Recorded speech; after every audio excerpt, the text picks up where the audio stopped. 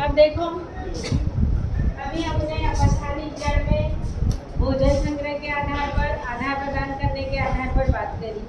अब इसके अलावा भी जड़ें कुछ विशेष कार्य करती हैं, जैसे फॉर एग्जाम्पल सबसे पहला लिखा हमने प्रचुषी मूल या एब्जॉर्बिंग रूट या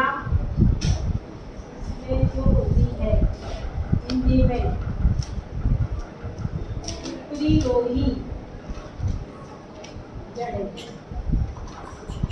ये एक विशेष प्रकार का ऑब्जेक्टिव का प्रश्न आता है, इसलिए ध्यान से सुनिएगा। अब ये प्रचुषी मूल, एब्जॉर्बिंग रूट या ऊपरी रोही जड़ें ये पाई जाती है ऊपरी रोही पौधों में, ईपीफाइड पौधों में।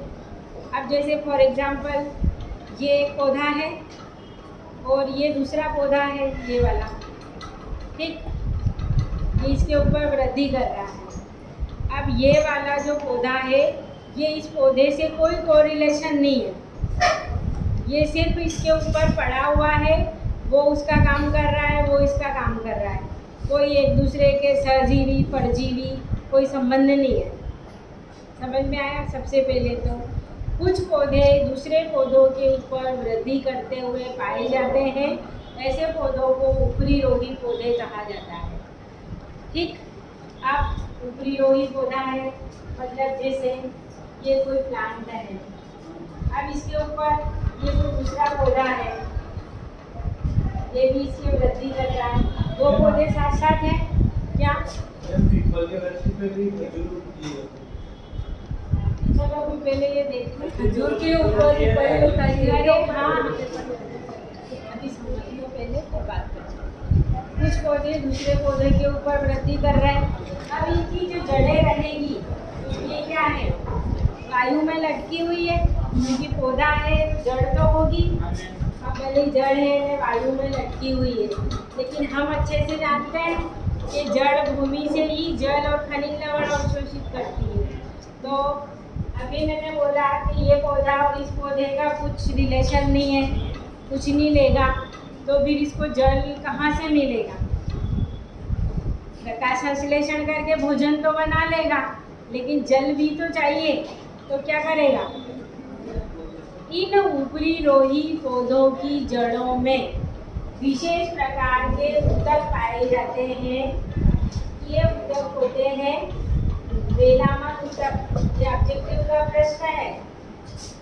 ये वेलामन ऊतक में ये कैपेसिटी होती है कि ये वायुमंडलीय नमी को क्या करते हैं?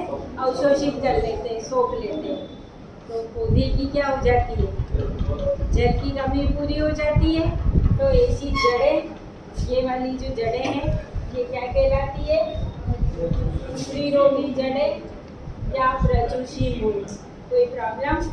और ये किसमें पाया जाता है? आर्किड या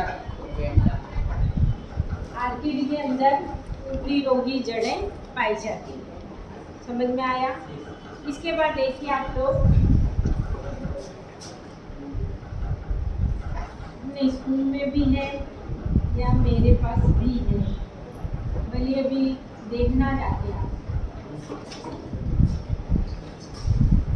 स्कूल में उतरा है बहुत सारा।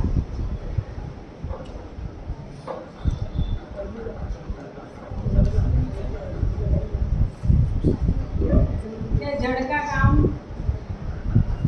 जनन का काम किसका है? पुष्प का है। ठीक, मेल फीमेल भाग होते हैं, फर्टिलाइजेशन होता है, बीज और फल उत्पन्न होते हैं। लेकिन यहाँ पर क्या होता है? ये जो जड़ें हैं, जैसे ये पत्ती बनाई है, इस पत्ती के किनारे पर क्या होती है? अपस्थानिक कलिकाएं पाई जाती है। अब ये पत्ती जैसे ही मिट्टी के संपर्क में आती है, मिट्टी से नमी पाकर ये कलिकाएं क्या होती है? सक्रिय हो जाती है और इसमें छोटी छोटी जड़ें उत्पन्न हो जाती है, और जितनी कलिकाएं होती है उतने ही पौधे उत्पन्न हो जाते हैं। तो ये जड़ ने क्या करा? जनन करा और एक नया पौधा बना दिया। तो इसी जड़ें क्या कहलाती है? जनन। और ये किसमें पाई जाती है? ब्रायोफिल्लम में। ये लिखा हुआ है, ठीक है। इसके बाद अगला देखिए आप, परिपाची मूल।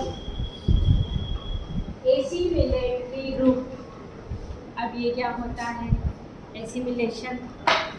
जड़ कैसी होती है, रंगहीन होती है या भोजन बनाती है? नहीं। लेकिन कुछ पौधों के अंदर जड़ों में क्या पाया जाता है, क्लोरोफिल पाया जाता है। और इस क्लोरोफिल के कारण जड़ क्या करती है, प्रकाश संश्लेषण करके भोजन बना लेती है। तो ऐसी जड़ें क्या कहलाती है, परिपाची मूल या एसिमिलेटरी रूट। और ये किसमें पाई जाती है, टिनोस्पोरा। हाँ, ओके लिखा हुआ है, सिंगारा। कोई प्रॉब्लम इसमें? ठीक, वेरी गुड।